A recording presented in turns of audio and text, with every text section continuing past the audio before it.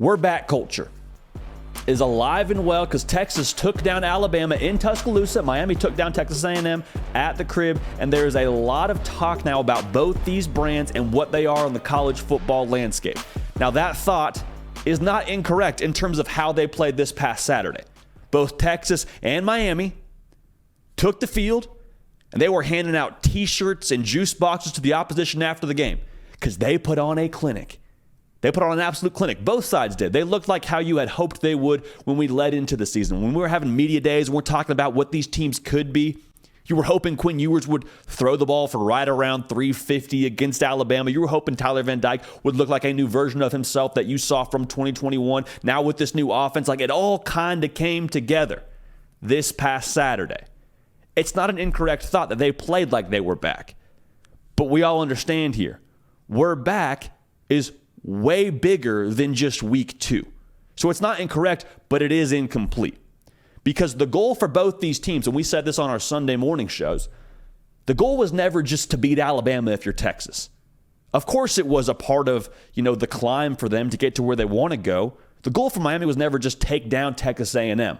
Of course, big brands that you want to beat. 2 football teams with pretty good talent level in A&M and Alabama. Also, 2 teams that both Texas and Miami respectively lost to a season ago. So it was kind of a part of that revenge tour, that payback, all that. Like there was a lot built into it, but that was never the goal for them, just to be A&M and just to be Alabama. They have much bigger aspirations than just getting that done. What they aim for, I promise you, both in Coral Gables and in Austin, Texas, is some hardware. Something that you don't just have photos of and don't just look at the box score and say, man, that was a great time. I'm glad that we did that. But you can look back in the trophy case and say, that ACC title trophy now looks pretty good. Recruits, come and hold it, take a picture with it if you want. Come try and get your own for your class, but we accomplished that. Same thing for them in Texas. They don't want to have any talk about swimming trophies for the Big 12 titles. No disrespect to swimming, but Texas, man, football is it. Like football is the end-all, be-all when it comes to what they want to accomplish in the 2023 athletics era, right? Before they leave the Big 12 for the SEC. Like we're all aligned there. They all understand that. The goal was never just to win in week 2. It was to go get you some hardware and something that will leave a legacy. So that's part of it. Now, the other part of this, though, outside of hardware, you aim for consistency. You aim for consistency because culture for both Texas and Miami has been called into question to a degree. Historically, I'm not saying right now, I'm saying historically, there's always been a question of, do they have guys that love football? Do they have guys that are bought into their way of doing things? Are they guys that are going to be we guys and not me guys? Like that's kind of been a narrative around these big brands and around what they have to offer. Do you love football or do you love what football can do for you? The Bo Davis rant, a perfect example. Gets on the bus after they lose to, I forget who it even was, but it's during the 5-7 season, the first year for Steve Sarkisian, and he just lays into that entire bus.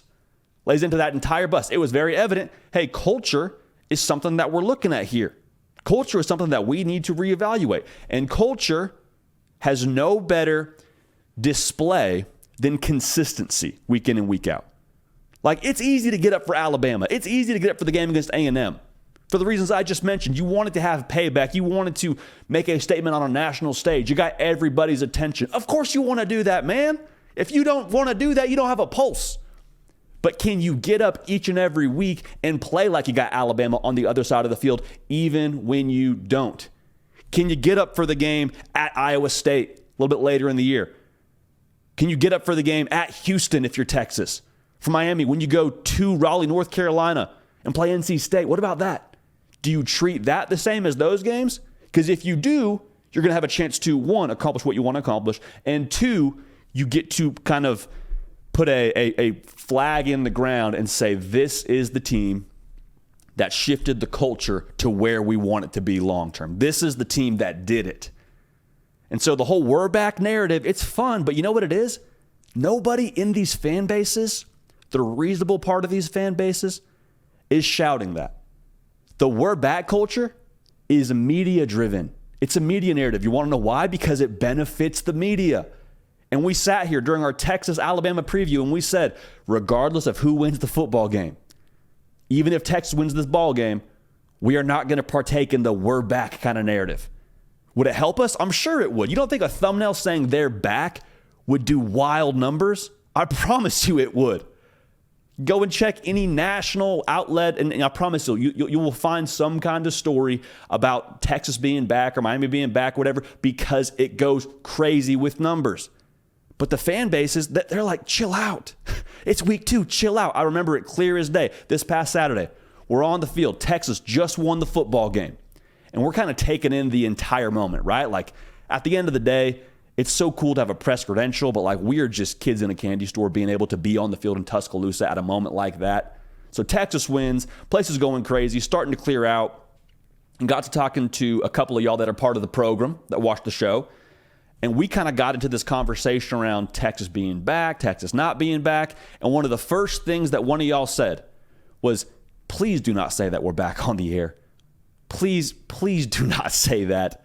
And I was like, hey, no, we're the good guys. We're not going to partake in that whole kind of narrative. I promise you. But the reason why they're saying that, the reason why these fan bases feel that way, it's like when your parents start telling people that you're going to get an A in a certain course after you just took the first test. Like, hey, I got a lot. There's a lot of semester here left. There's a lot more that I want to accomplish. That's great. We did well on the first test, but hey, maybe don't go advertising that. Maybe let me keep a little bit lower of a profile before we go ahead and just tell everybody. Because if we don't get it done, what does it set you up for? Being a punchline, being on Twitter, getting quote tweeted, people digging up your old takes exposed gets after you. Like, nobody wants that. You're happy to win the game that you won. You're happy if you're Miami that you took down A&M and Texas to beat Alabama in Tuscaloosa, but that was never the ultimate goal. It's a great building block, but it's only as good as whatever you lay on top of that building block. And we're all in alignment there. So, with that being said, there's a lot of ball to be played. To stick with that narrative, there is a lot of semester left to get that grade that you ultimately want, but you're encouraged. So the we're back culture, I want to make sure we're on the same page here. Media-driven, not fan-driven. The reasonable fans are saying, awesome, let's get to week 3. Awesome, let's get to November, and then we can start to talk about achieving what we really want to accomplish. So both those fan bases, extremely fired up, but I don't think either side, either reasonable side, is shouting, hey, we're back. They're saying, hey, you're going to have to deal with us. Are we back? I don't know, but we are for real, and we're ready for week 3. For either side of that fan base, for the rest of the season, rather, for either side of that fan base, much past week 3. And if you're following on the social channels, then you got to see our prize picks from this past weekend. Just want to recap it really quick for you. We're going to make some more prize picks this coming live show. I guess it'll be on Thursdays when we'll give you our projections for this upcoming week, as they're still kind of filling out the board over there. But with prize picks, here's what we had. We had Jeff Sims, less than 177.5 pass yards. That hit, right? So that square hit. We had Jalen Milroe, more than 204.5 pass yards. That hit. 2 for 2 right now. The third square was Travis Hunter, more than 73.5 receiving yards against Nebraska. Y'all, I don't know if you can see that graphic. Travis Hunter had 73 receiving yards. We still hit, because that's the beautiful part about prize picks. Daily fantasy. It's not a situation where you have to get all 3 of those in a flex play. But even so, a half yard heartbreak from Travis Hunter and company. We're not blaming him. Nobody's fault. But all that's to say, if you tailed us there, you were able to, make a little bit of greenbacks, pay some of those Christmas presents early. But regardless, if you have not yet gotten in with prize picks, would encourage you to do so. You redeem code JD, 100% deposit match, up to $100. Y'all, that's like theft. It's safe. It's easy. It's really user-friendly, legal in the majority of the United States. Place you want to be locked in at, all right? So we appreciate y'all for locking in with prize picks. A lot of fun. Get set up there at Daily Fantasy. Good time to be had for all right? Go ahead and lock in. Hey y'all, thanks so much for watching. Subscribe to the channel here to make sure you don't miss an episode of The Hard Count. Also be sure to check out other videos on the On3 YouTube channel.